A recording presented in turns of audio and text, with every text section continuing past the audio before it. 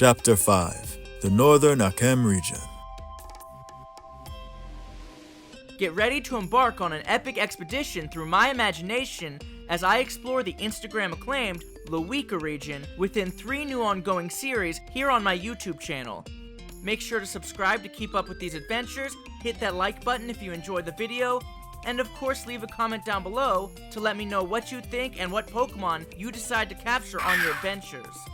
And of course, please make sure to support all of the talented artists I commissioned and worked intimately with to bring all of my ideas to life, as I wouldn't be able to take you on all these exciting adventures through my imagination without their help. As well as all of the amazing voice actors featured in this series, so each chapter I'd like to give you the opportunity to get to know them as I ask them a new question relating to Leweka. So please make sure to stay till the end of the video to check that out. My dear niece and nephew, young Anaya and Chidi, please have a seat. Your Uncle Obasi would like to tell you a tale. It won't be long before you two are old enough to succeed your father as champion of the Leweka region. A role that, unlike other regions, comes with great responsibility as ruler of Leweka citizens. As king or queen, it'll be up to you to look after both the fine people and all the miraculous Pokemon that call Leweka home. And as you know, Leweka is by far the largest of Pokemon regions. This is because Leweka is made up of what used to be 6 neighboring Pokemon regions. Show off. To the south, you have the Karoo and the Florofimbos of the Ukuvu region, painting the Cape's coast. Upward, you have the vast jungle and swamps of the Takati region. To the west, you have the sprawling savannas and wastelands of the Awago region. To the north, you have the ancient secrets hidden beneath the arid deserts of the AKHEM region. To the east, you have the Nakeup region's mountainous tundras surrounding Mount Milinjaro. And last but not least, off the east coast, you have a miraculous island full of rainforest and wetlands, known as the Wikwa region. This is the legend of how the kingdom of Leweka was formed. To the unification of these 6 ancient regions thanks to our brave ancestors. You mean the first Baobab? Don't forget champion. That is correct, young ones. This is also the story of how the Baobab Bloodline, our noble family, came into power. I can't wait to hear what happens next. Very well then. I'm going to pick up right where we left off. With help from Ganiro, our ancestor planned to continue their journey into the AKHEM region to rescue Healer Sanyu and tribe leader Diallo, while Nala would act as tribe leader, staying behind to look after and lead the rest of the Awago tribe in the meantime, as they couldn't afford to leave them defenseless in case the Divine Pokémon came back or discovered their plans. So a rescue mission. I can't wait. Me either. Well, our ancestor didn't just have to rescue these two, but the entire AKHEM region, as all of its people were imprisoned by the Divine Pokémon and forced to do their bidding, even to battle each other, much like we have Pokémon battle today. I am curious to hear how our ancestor and Ganira were able to sneak into the AKHEM region undetected and save them from the Divine Pokémon. Well, it certainly wasn't easy, but our ancestor had clearly grown to care for Healer Sanyu, who had been a great help to them on their journey so far, and despite his ego and his abrasive personality as sharp as a dragon's fang, Ganiro really did care about the people of the Awago tribe, especially their leader, Diallo, as it was Diallo who mentored him, training him to become a skilled warrior. In fact, from what I've read on Ganiro, it seems his strong personality has always turned most away, whereas Diallo saw this spark in him as a fire just waiting to be ignited, which is why he took him under his wing and pushed him so hard. Oh, how sweet! Diallo saw the best in him when no one else would. Precisely. I couldn't have said it better myself. So together, our ancestor and Ganiro ventured north into the arid AKHEM region, risking everything to save their friends.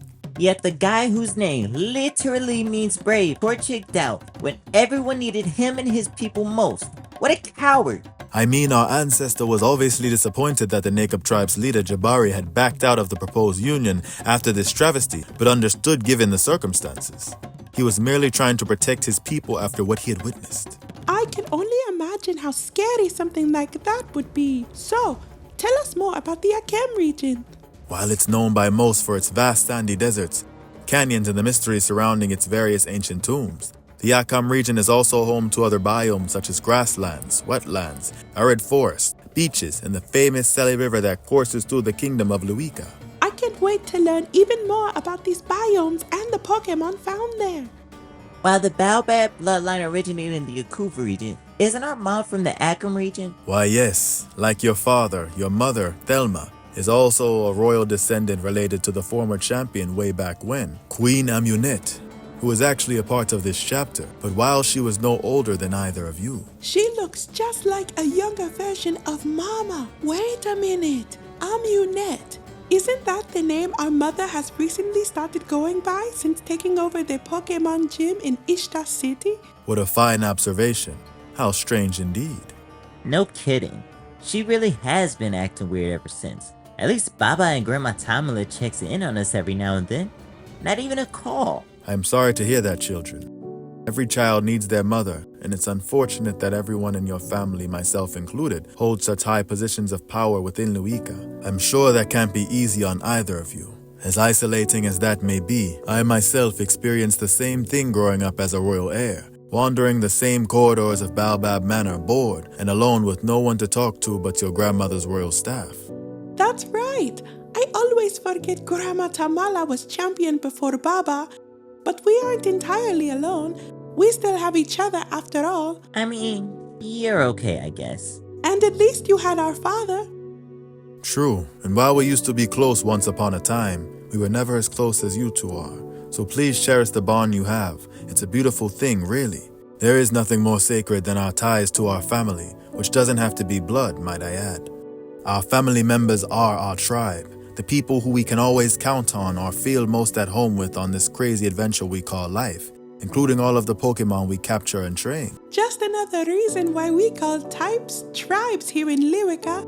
Although, from what Mama used to tell me, there are still some Lewekans from the other kingdom today who don't seem to view Akemians like her, or the two of us even, as Lewekans. Why is that? I wish I could say for sure. That is a question far bigger than all of us, especially someone as young as you. But I can say that's a very small minority. That being said, I'm sure it has to do with the fact that the Akemian culture is so vastly different from their own, originating from the Divine Pokémon that once ruled over the region. The fact that the Divine Pokémon were feared for so long by the other kingdoms didn't help, and that sort of stigma is sadly carried down for generations to come. At the end of the day, the 6 regions, including the AKHEM region, ended up choosing to put their differences aside and unite into the wondrous region we know today as Leweka. That's what matters most. So yes, Akemians are Lewekans, and don't let anyone tell you otherwise. It's one thing to honor our heritage as we all come from somewhere different, but another to use it to divide and discriminate against others. We should celebrate our differences, just as we do the things we have in common. I couldn't agree more. I hope one day people will be more accepting. Who knows? If you ever become queen, maybe you can try to help remedy that. I'd love nothing more. Well, okay, I lied. I'd like to make sure all the region's Pokemon are happy and healthy too, of course. My, Miss Anaya, you certainly have my vote. Traitor, I'll remember you said that when I'm inevitably king. So, Nala stayed in the Iwago region to act as tribe leader in Diallo's place, and Ganira went with our ancestor to go save Sanyu and his leader. But didn't our ancestor not get along with him? I mean, he surely tested their patience, as he was a very vain and at times selfish individual. But, like the rest of the Iwago tribe, he was still a skilled warrior, especially since he was in possession of the Dragon Tribe Wand, which allowed him to command formidable Dragon Tribe Pokémon. And he also cared for his leader Diallo, as he taught him everything he knew, acting as his mentor. So he wasn't that bad after all. No, of course not. Some personalities are stronger than others and can come across egotistical, self-centered, or rash. But that doesn't necessarily make them a bad person. Sound like anyone we may know? No one I could think of. Who? You, Zubat. But like Uncle Obasi said, we love you anyways.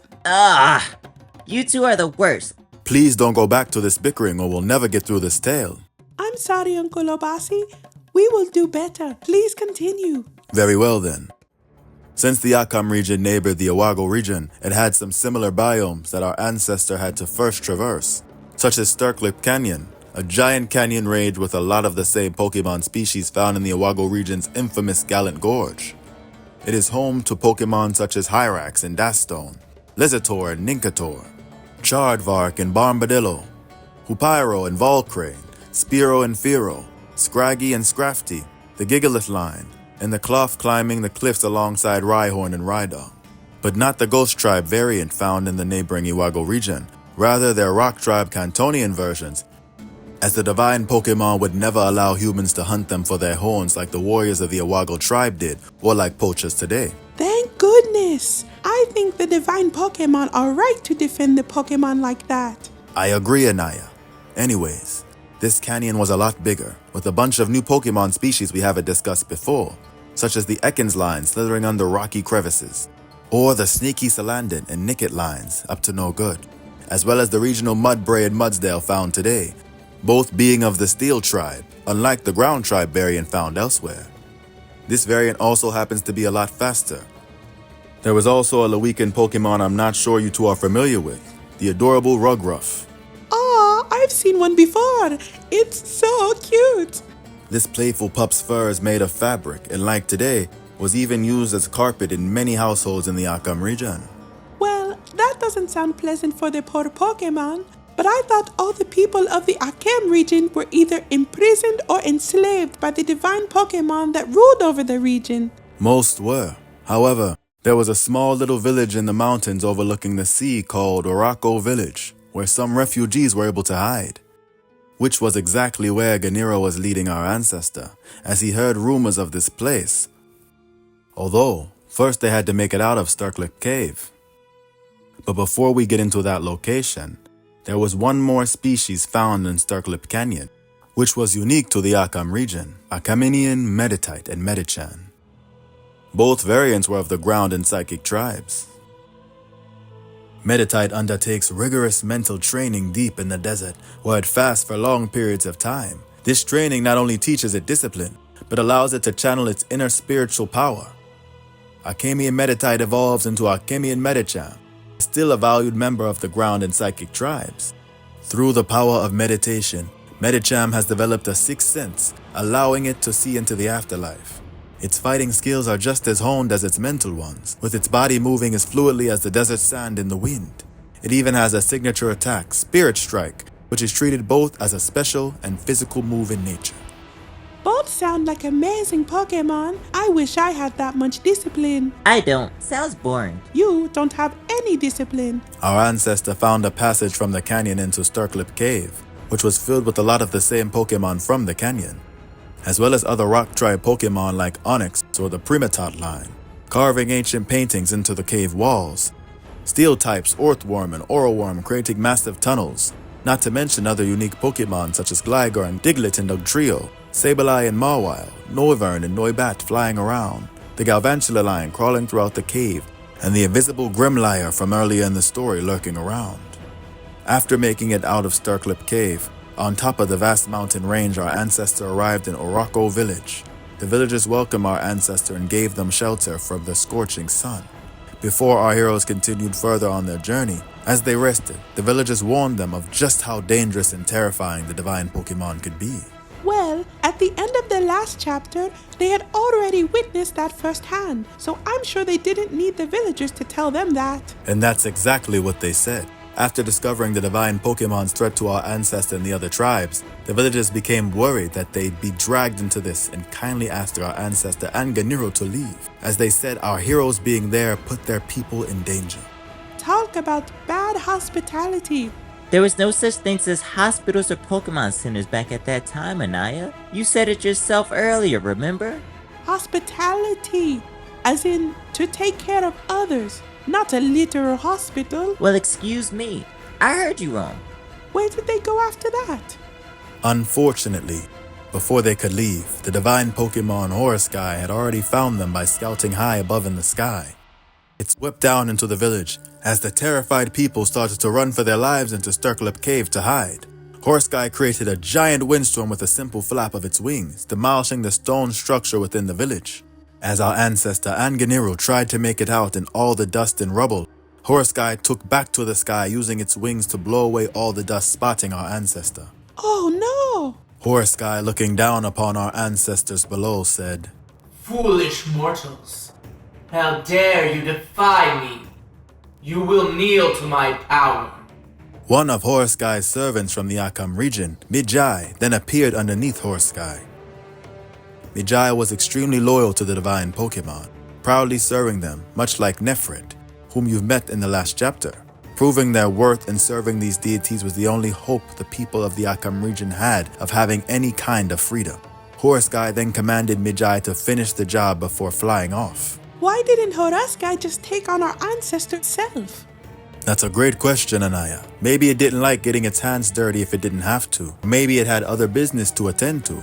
Regardless, I'm sure our ancestor and Ganiro were grateful they didn't have to battle the Divine Pokémon, as they would have most likely lost. So instead, they battled that guy.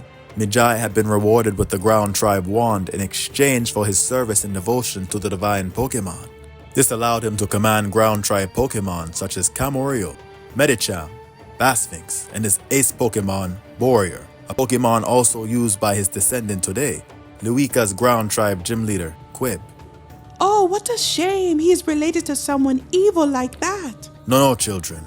You mustn't jump to conclusions about people like that, especially your subjects. Mykel wasn't necessarily evil just because he served the Divine Pokémon. There's nothing wrong with that. Especially at this time, he was only doing what he thought was necessary to survive. For all we know, he could have had a family to support and protect. I don't think anyone is inherently evil. We're all heroes of our own story after all. Professor Baobab speaking.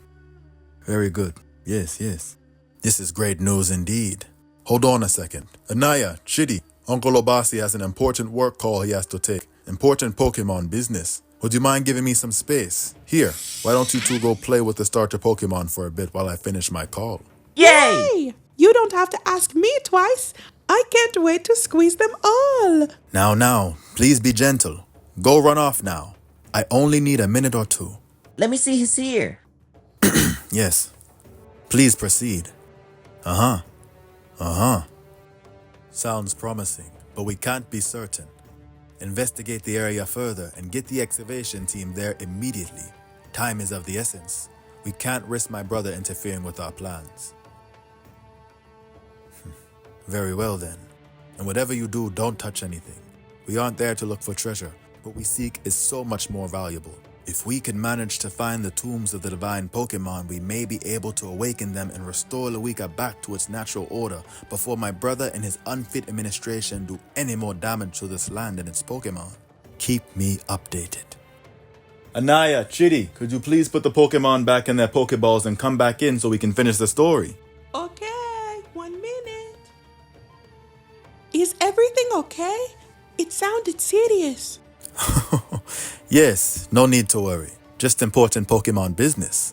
Nothing to concern yourself with, as we have a story to get back to. I played with his ear, and it was so cool. I can't wait to have one of my own. And one day you will. Anyways, your Uncle Obasi is a little flustered. Please remind me where we left off in the story. Our ancestor was about to battle that guy with the Ground Tribe Wand. Oh yes, and Mykel put up quite a fight commanding Ground Tribe Pokemon. After Mykel was defeated, he was terrified to go back to the Divine Pokémon empty-handed, especially after Nefrit already failed. He said he would be in prison for his failure and begged our ancestor Ganiro to come with him willingly, saying he would plead for their freedom, and given their clear skills as Pokémon trainers, they'd make useful servants to the Divine Pokémon, much like their friend. Their friend? Doesn't he mean Healer Sanyu? She'd never work for the Divine Pokémon. No. Iwago tribe leader Diallo.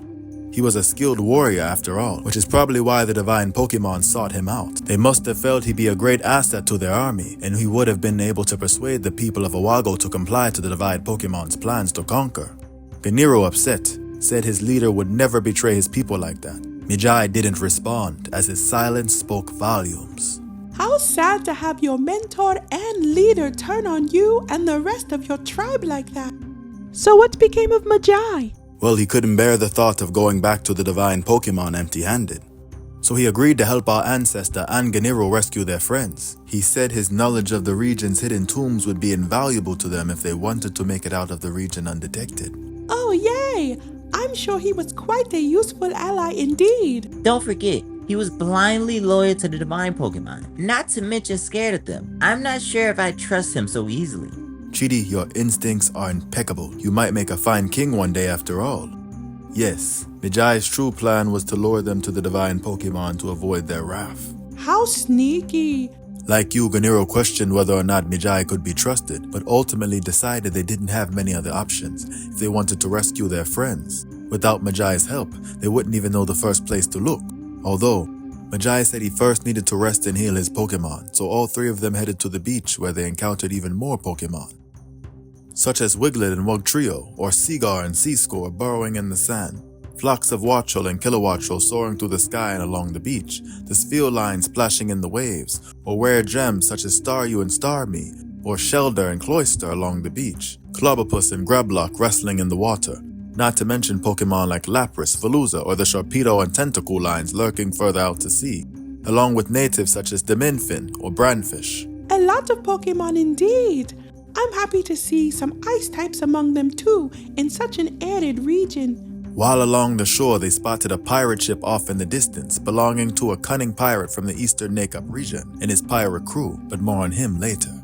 Oh wow, he sounds awesome. What was he doing in the AKHEM region? Yeah, isn't it dangerous for outsiders? Very much so, but pirates love treasure, and the AKHEM region's hidden tombs are full of ancient artifacts and rare stones, so I'm sure he was in search of those. Sifu wasn't scared of anything, and he used his Water Tribe wand to command ruthless Water Tribe Pokémon.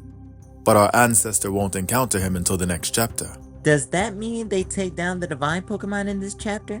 Chidi, just listen, and I'm sure all your questions will be answered. Sorry, I'm just excited is all. Seeing a pirate ship off in the distance, Ganiro asked Mijai what someone from the Leweka region would dare venture into the AKHEM region for, given the risk.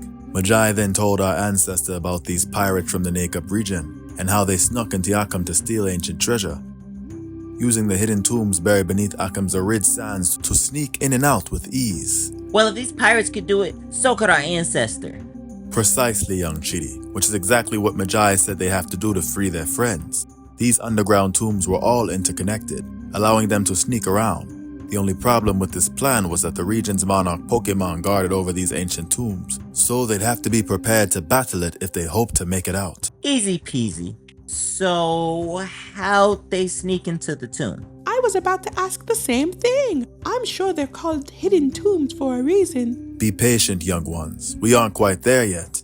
Our ancestors had a few more areas they had to traverse before making it to the desert, such as AKHEM's arid forest with Pokémon such as the Pineco or Seedot lines, often running from Scovet or Greedent, with Lewekan Pokémon such as Laverne and Dracoon, or the nurturing Aloviate, Insect, Combadge, or the Monkey lines. I thought that line was only at the temple.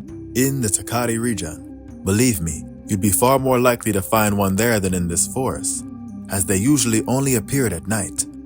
Whereas in the daytime, you likely spot members of the Mankey line roughhousing, and there were also plenty of other Pokémon you two are familiar with by now, such as Pyroar, Heracross, Pinsir, and the Orbeetle line, but not like the one found in the Takari region, rather the form you're familiar with today. You'd also find plenty of Pokémon we haven't discussed yet in the previous regions, such as the Butterfree or Weedle lines, the Smoliv line, Tropius towering over the trees, or Bombirdier making nest in them. And after making it out of the forest area, our ancestor and Ganiro would arrive in the region's steppe area. What's a steppe? A steppe is a dry, grassy plain, similar to a savanna, but they differ in climate, location, and vegetation. Wow, you're like a walking encyclopedia. Why, thank you, Chidi. That may be one of the nicest things you've ever said to me. It wasn't meant as a compliment. Oh, but it was. Especially since I didn't even know you had a word as big as encyclopedia in your vocabulary. I know plenty of big words. I just don't need to show them off like you. Anaya, since you seem to be familiar with steppes, can you take any guess as to what Pokémon could be found in this area? I'd love to. I'd assume Lewekan Pokémon such as Jerbean and Erbil, Durthog and Boreer, Dalmut and Rorschach, Gazap and Zapel, the Thunder line, Chadvark and Bombadillo, Hupyro and Volcrane. Am I missing any? You got most of them, but this area was also home to other Pokémon species such as the Mareep line, whose electrified wool was a great asset to the people of the AKHEM region, as well as cotton from the Cottony line. Snubble or Granbull herding the Mareep, or even hordes of Skittle and Gogoat around, not to mention swarms of pesky Virusquito, Nimble and Low-Kicks, who once again has a rebirth evolution here in Leweka, Lokamek. Tauros and Miltank grazing, families of Tandemouse and Mousehold, the fragrant Spritzy and Aromatisse. My, so many wonderful Pokemon. Indeed! So where did our ancestor end up next? The vast desert area, of course, where they'd search for the entrance to a hidden tomb. But this would prove to be quite a challenge with how expansive this area was, especially while crossing endless dunes of scorching sand. But they'd encounter various unique Pokemon while in this massive desert, such as the variant you know today as Lewekan Numel, known then as Archemian Numel, and its regional evolution, Camoriel. The prestigious Heracat and Bassphinx on the prowl, as well as the ground fairy tribe Pokemon Sanduo, a single-stage Pokemon native to Leweka which resembles an hourglass. Sanduo has two forms, a glass half-full Optimus form with more defensive stats, and a glass half-empty Pessimist form with higher offensive stats, as well as its signature move Sands of Time, which does damage depending on how long Sanduo has been active in battle.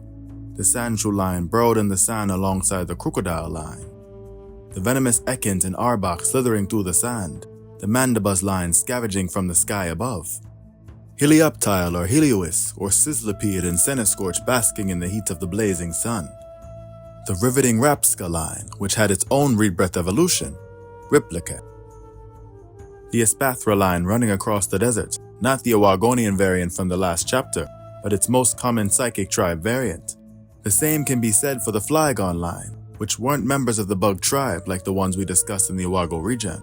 And last but not least, I almost forgot to mention the Skorupi and Riolu line, each with split rebirth evolutions, Sir Queen and Anubrios. Oh, how marvelous! I'd love to have a Sir Queen one day. I much prefer it to Skorupi's other evolution, Drapion. It looks mean. I can't decide if I'd evolve my Riolu into Lucario or Anubrus. They're both cool. The AKHEM region's vast desert was also home to regional variants of Makuhita and Hariyama. Archemian Makuhita, now a member of the Ground tribe, in addition to the Fighting tribe. It grows stronger by enduring rigorous training, lifting large boulders within the canyons or tombs of the AKHEM region. Archemian Hariyama, also a member of the Ground and Fighting tribes.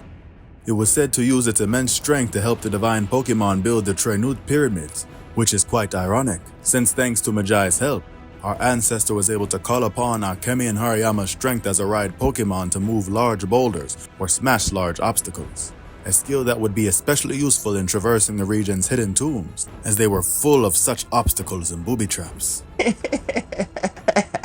Grow up, Cheaty. Sorry. He said funny word, but at least the guy is good for something. Well, don't forget he was leading our ancestor into a trap, so I'm sure this was a sign of his good faith to help win over some of their trust. How sneaky. Indeed, various Pokemon also only came out in the desert area at the dead of night when it was icy cold, such as Ice Tribe Pokemon like the Scrappy Sneasel and Weavile, the Lewekan Hoothoot and Noctile we have today, or the majestic Frigilith line, as well as Ghost and Dark Tribe Pokemon such as the Dusclops and Cofagrigus line, as well as the Lewekan Yungoos or Thivo lines.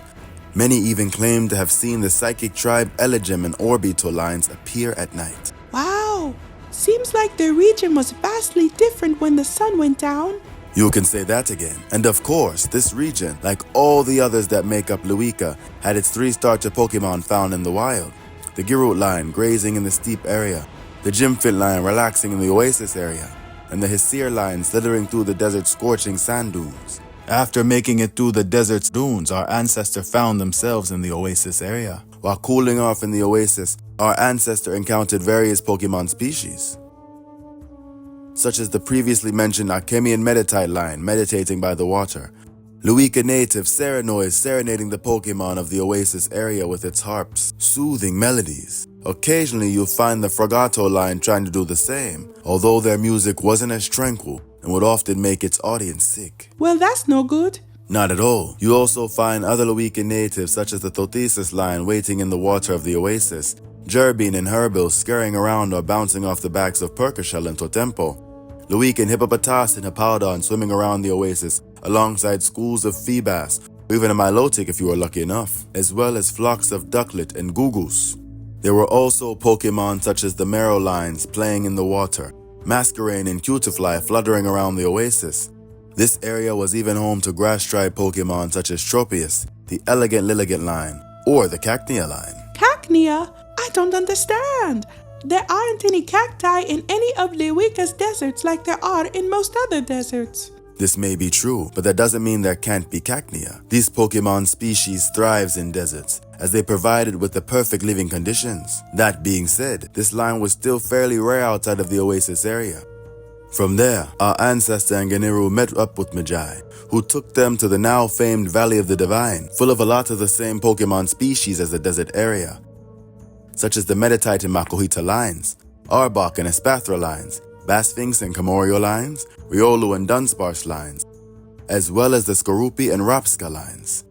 But you could also find some other powerful Pokemon here, such as the Conkeldurr line, the Ralts line or Larvesta and Volcarona, as well as a bunch of Dragon Tribe Pokemon, such as the Hydreigon and Como-O lines, or even Leweka natives, Mystic and Majestic, of the Dragon and Fairy tribes, often soaring high above the desert. Our ancestor would have needed to use their recently acquired ride Pokemon, Iwagoe and Flygon, as its ability to create sonic vibrations would be used to help bring them down to the ground below. I just knew that would come in handy. This Valley of the Divine and all the hidden tombs were also home to a regional variant of the rock tribe Nakli line. At this time, Akemi and Nakli was not only a member of the rock tribe, but also a part of the ghost tribe. This species was particularly treasured in ancient times, as their rocky bodies had chunks of gold mixed into them. Gold is constantly being created and replenished inside Nakli's body. Nakli evolved into Akemi and Nakostak, maintaining its status in the rock and ghost tribes, as well as its rocky body infused with gold. Any grave robbers who would reach for this Pokemon mistaking it for an ancient artifact would be scared away, as it would compress the gold from inside its body and shoot it out at them with great force. Serves them right. It's like a walking booby trap. Chidi, behave yourself. Nakostak evolved into Akemi and Garganacl, making the most of its rock and ghost typings. Many people in Pokemon gather around Garganacl hoping to get their hands on some of the chunks of gold that fall from its body, as this gold was said to not only hold physical value, but various supernatural benefits as well. This Pokemon even had its own signature move, Cursed Tomb, a powerful physical ghost-type attack that would nullify the effects of all held items in battle. This Pokemon was also the monarch of this region, but I'll get more into its role as King of the Tube and its rebirth form later. We still have plenty more to talk about in the Valley of the Divine. I'm assuming that's where the Divine Pokémon lived. No, this was a giant tomb for the entirety of the region, honoring its fallen Pokemon and housing many of its secrets. It was also the best way into the series of underground tombs that would lead to the dungeon. The three divine Pokemon each have their own throne and tomb in the form of one of the three Trinute pyramids. Each of these pyramids housed a unique Vaso form, dedicated to their respective deity. Oh, that makes a lot of sense. Huh? Speak for yourself. What's a Vasul? Vasol is a rock and ghost Pokemon that hides in ancient faces. Oh, duh. I totally knew that. The Trinute pyramids were also home to other unique Pokemon not found in any of the other tombs, such as the mysterious Unknown, which has a special rebirth evolution in Leweka known as Renown. These mysterious Pokemon are actually a vital part of the rebirth phenomenon's origins, but more on that later, because I'm sure our ancestor was doing their best to avoid the Trinute pyramids at this time, as that would be like handing themselves over to the divine Pokemon. In fact, after getting to the temple found in the Valley of the Divine, they ran into young Amunet, the future queen, an ancestor to you and your mother. Oh yay! What was she doing there? She had apparently been following our ancestor since they had arrived in the desert. She was one of the humans who lived in Ishtar City, serving the divine Pokemon. I don't like where this is going. No. Unlike most of the people of the AKHEM tribe who worshipped and blindly served the divine Pokemon, she feared their tyrannical ways and sought freedom from their control. She was of royal blood and had quite a few privileges compared to most, but with this came a knack for adventure. This led her to finding things out about the divine Pokemon she shouldn't have. You see, she befriended a mischievous Mummyon, which is a rebirth evolution of Eevee. having stumbled into it in this very tomb, where she was able to discover some of the Divine Pokémon secrets, including the fact that they planned to conquer the other 5 kingdoms, which alone was a big discovery for her, and she didn't know places outside of the AKHEM region even existed, let alone one where people lived so freely and weren't treated as servants to a Pokémon. Although, one day, Nefrid caught her snooping in one of the tombs. Unsure who it was trespassing, Nefrid sent the Monarch Pokémon after young Amunet. Running for her life from this Monarch in the dark and dusty tombs and not looking ahead, Amunet ended up falling to her demise. Wait, what? She died. Yes, but she was reborn thanks to the power of the Divine Pokémon Osai River, ruler of the afterlife. But why would Osai River do that? Osai River saw it wasn't her time and saw something in her. You see, Osai River didn't trust the other 2 Divine Pokémon as he feared they had grown too power-hungry. Horus Sky was supposed to rule over the sky, Cetera the land, and Osai River the sea. Together they ruled over AKHEM, but due to their differing ideologies, Horus Sky and Cetera were always at odds. Osai River acted as the mediator or buffer between the 2, keeping either from crossing the line. But Osai River grew tired of their actions and made itself a new kingdom in the afterlife in which it ruled from. This realm beyond life was linked to our own through water, as it is the essence of all life after all. So from here, Osai River was able to look after the seas. But since Osai River's absence, Horus Sky and Cetera started fighting more often, constantly trying to one-up or betray the other. Osai River knew it was only a matter of time until they would try to betray one another or it, in an attempt at power. Which is why Osai River created the rebirth mechanic in the first place, using its power over the afterlife combined with the secret of the unknown. As this phenomenon allowed Pokémon a second chance at life, reborn anew, a chance Osai River felt it and its army may need if it were ever to go head-to-head with the other 2 Divine Pokémon. So Pokemon Rebirth was basically just one of the Divine Pokemon cheating death and giving itself extra life? That's sick! Well, Osai River gave Amunet a second chance at life too, but in exchange asked for her loyalty, offering to help her stop the other 2 Divine Pokémon from conquering the other 5 regions, saying they both wanted similar things. Due to her brief time in the afterlife, Amunet was said to be able to see spirits in the afterlife. She could even use bodies of water to travel freely to and from the afterlife. So, Amunet, knowing as much as she did due to her connection to Osai River, since being reborn, had come to assist our ancestor. How sweet of her. This also means our ancestor had a divine Pokémon on their side in a sense.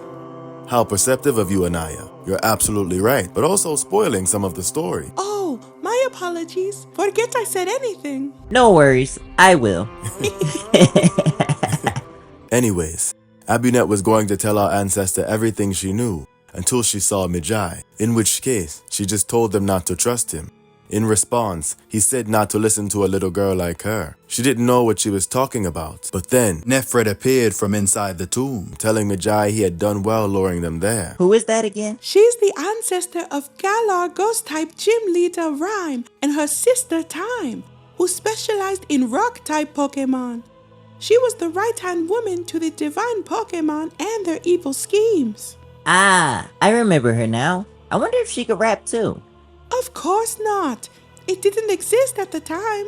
But shortly afterwards, the Divine Pokémon Cetera jumped down from the top of the canyon looming above the tomb. The ground shook as it made its landing, causing a massive earthquake. Cetera then told both Nefrid and Mijai that this was their last chance to capture the intruders, in which case our ancestor Enganiru participated in a double battle against Mijai and Nefrid.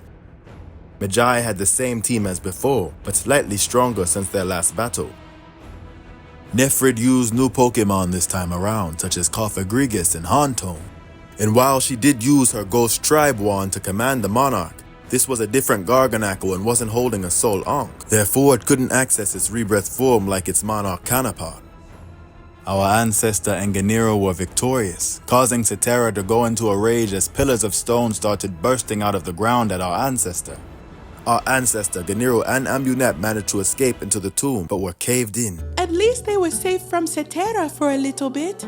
Well, it did have power over the earth in addition to immense strength, so they knew that it's only bought them a little bit of time and decided to venture deep into the tomb to try to make their way to the dungeon. Why? Their cover was blown. The Divine Pokémon had to have known where they were heading. True, but they had no other option other than surrender at this point.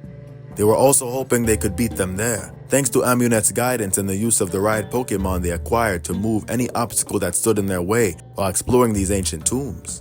I'm sure they found lots of treasure. Hopefully a couple soul unks and soul stones while down there for rebirth. I'm sure they did, not to mention plenty of exciting Pokémon. Inside the various hidden tombs were a variety of Pokémon, like Heracat and Bassphinx, and many others, but primarily there were Pokémon of the Ghost tribes, such as the previously mentioned Knackley line, Weary Duskull and Dusclops, or Yamask wandering around aimlessly. Coffegrigus disguised as coffins in the tombs, waiting to pop out and surprise unsuspecting travelers. Leweka natives Papyrus, Parchlement, and Hantone, all being members of not only the Ghost tribe, but the Psychic tribe. They were said to have been the ones who helped document many ancient events, including this legend. That must mean they are still around today, yet I haven't heard of those Leweka Pokémon before. Well, that's because they are only found in hidden tombs, and I'm fairly sure you've never been inside of one. Nope, I wish. Maybe one day. There were even more Ghost Tribe Pokémon such as Spiritomb, not to mention Gimmighoul or the Haunted Honedge line, and Beldum line amongst the mounds of ancient treasure found in these tombs. All of this gold and treasure was heavily guarded by the mighty Dragon and Steel tribe, AKHEM line. That's Baba's ace Pokemon. Yes, and one of the most revered in all of Leweka, especially after being awakened in its powerful rebirth form. So cool. Seeing Baba reviving his AKHEM into his rebirth form is easily one of the coolest things I've ever seen. Back to the story. Thanks to Amunet's guidance, our ancestor eventually made it to the dungeon area. Sanyu was thrilled to see our ancestor but told him to run. It was too dangerous. Ganiro asked where his leader Diallo was, only to turn around and find out that Magi was right. Diallo was working for the Divine Pokémon now, and he had the two of them cornered. Ganiro, shocked, said this wasn't like him, that there had to be another way. But Diallo said the Divine Pokémon are just too powerful, and aware of his strength, they made him an offer he couldn't refuse. An offer that they extended to the entirety of the Awago tribe, as they were a tribe made up of fierce warriors after all, but only if they helped them conquer the remaining kingdoms. So, Diallo was betraying our ancestor and the treaty, but trying to save his people. Right again, Anaya. So does this mean Ganira would now side with his leader? I mean, he was like a father to him after all. Thankfully not. Ganiro said this was against everything the Awago tribe stood for, and he wouldn't surrender his reign to the Divine Pokémon so easily. He also knew that he wasn't strong enough to defeat Diallo, but had faith that our ancestor could. So, with Amunet's help, Ganiro said he'd get Sanyu out safely, leaving our ancestor to battle Diallo. However, before leaving, young Amunet revealed she was able to sneak the Ghost Tribe wand from Nefrit before they were caved inside the tomb, lending it to our ancestor. She said they would probably end up needing it if they wanted to get past the Monarch Pokemon. Oh, that's right. They haven't battled him yet. They have only fought beside him. This had to have been interesting. I'm sure it was. Diallo, using his Fighting Tribe wand, had a newly improved team consisting of Pokemon such as Lucario, Scrafty, Hariyama, Shogloger, and his ace, Combadge. After fainting, was able to use the Soul Ankh given to him by the Divine Pokémon to be resurrected into its formidable rebirth form. However, our ancestor of course was still able to defeat Diallo, offering him a chance to come with them, saying all would be forgiven. I'm sure he was also scared of what the Divine Pokémon would do to him after failing, so he decided to join them in escaping. Our ancestor sure was awfully trusting. After making it out of the tomb, Amunet told them their only chance was to flee to the neighboring Baobab region to the east. They'd be able to find shelter outside of the Divine Pokémon's reach atop Mount Mibenjaro, possibly even get help from the Baobab tribe. She was unaware that the Baobab tribe leader, Jabari, had already refuted their plans of unification against the Divine Pokémon. Well, maybe he had changed his mind since, or they could convince him. Just as our ancestor was about to make it out of the tomb, they were stopped by the Monarch Pokémon, King of the Tomb, who had them blocked in. Their only way out was by battling and defeating this Monarch Pokémon, using the supernatural powers of the Ghost Tribe Wand, which Amunet stole for them, to weaken the Monarch and trigger Pokémon battles. our ancestor had plenty of powerful attacks to avoid, as Garganako would call upon sharp, obelisk-shaped pillars from the floor in addition to other booby traps, like rolling boulders. It also used its ghostly energy to execute several wispy attacks that would start slowly slithering around the battlefield until they would lash out at our ancestor, making them almost impossible to dodge and predict. It also had an attack where it would make markings on the floor flow with spiritual energy that would eventually unleash in segments to do massive amounts of damage. I think it's so cool how it would use the various elements of the tomb to battle. It really was the king of the tomb. That is until our ancestor defeated it. And they did indeed manage to defeat it, allowing them to escape the tomb and reunite with their friends. Ganiro was pleased to see that his leader Diallo ended up doing the right thing and was back on his side again. So did Amunet show them all the fastest way to the Nakap region? She did, but the divine Pokémon Horosky could be seen in the distance soaring through the sky above looking for them. They knew they didn't have a lot of time before being spotted, but before they could make it to the Nakap region, our ancestor had to traverse the AKHEM region's wetlands area, full of plenty of new Pokémon like Gulpin and Swalot, Spoink and Grumpig, the Seismitoad line, flocks of ducklet or Gugus, as well as familiar faces submerged in the water, Cramorant or Oracuda, Hippopotas and Hippowdon. These Pokémon and many other Pokémon were also found in the adjacent Selly River, which courses through the kingdom of Leweka, in addition to the species found in the other regions such as the Hippowdon line, Wishcash line, Dreadnought line, Veluza, Englewing and Royler fishing for schools of Perchu or its monstrous evolution, Ferocious. Not to mention the even scarier Aligypt and Crocodile. The Selly River in AKHEM also houses new species of the electric tribe such as Stunfisk and the Electros line. Our ancestor and Ganiro, on the run, had to quickly find a way to cross the Selly River and make it into the neighboring Nakap region before the Divine Pokémon found them. But just after crossing the river and making it to the other side at the border of the Nakap region, they were stopped by a Kuvu tribe member, Professor AKHEM, who they, along with Healer Sanyu, were thrilled to see. He said a Kuvu tribe leader Nandi sent him here to wait and further assist them in the Nakap region, after having another one of her visions of the future. So now our ancestor was joined not only by Ganira and Healer Sanyu once again, but had Amunet, tribe leader Diallo, and Professor AKHEM accompanying them as well? With a crew like that, I'm sure the journey through the Nakap region was a cakewalk. It was anything but, as things only got harder for our ancestor and their friends here on out. But if you two are interested, I'll happily continue with the next chapter. Yes, please, of course! Very well then. Please stick around to get to know more about this project's incredible cast of voice actors, and of course make sure to go support them, as this project once again would not be possible without them breathing life into these characters. Hey, what's up guys? Ocean Ray Clark here, and I play Professor Baobab in Pokemon Legends Elemage. If I had to pick my favorite of the two divine Pokemon, it would have to be Horosky. Fighting Flying is a dope typing. I like the blue games, weirdly enough. I always pick the blue games, even though I never wear or show interest in blue. I think Order is much more up my alley in Chaos. If I had to guess, I think probably Destiny's gonna pick Horosky too, or maybe Cetera, but I think Tynell's definitely picking Cetera, if I had to guess. Hey everyone, my name is Destiny Horn. I'm the voice of Anaya, and if I had to choose between the divine Pokemon, I would probably choose Cetera. So I would choose Cetera for two reasons. The first reason is because of the Egyptian godlike design that Cetera has. And my second reason would be Cetera's ability to switch out the opposing Pokemon's special attack and attack statistics whenever it enters the battle. I think that's such a good power move. Hey, this is GD, and I just want to tell you about GD. It's my turn. You have a whole lot that you're going to get to say, but it's my turn. Hey, this is Tynell. We both love Cetera because Cetera is the greatest. Cetera is chaos, and the reason we love Cetera is because we thrive in chaos. We're the greatest. I am the future king. I am the future champion. And what better divine Pokemon to represent King Chidi, me. Cetera is amazing because anyone that can thrive in chaos and can tame chaos can tame the world. And that's what we're here to do. And that's why we adore Cetera.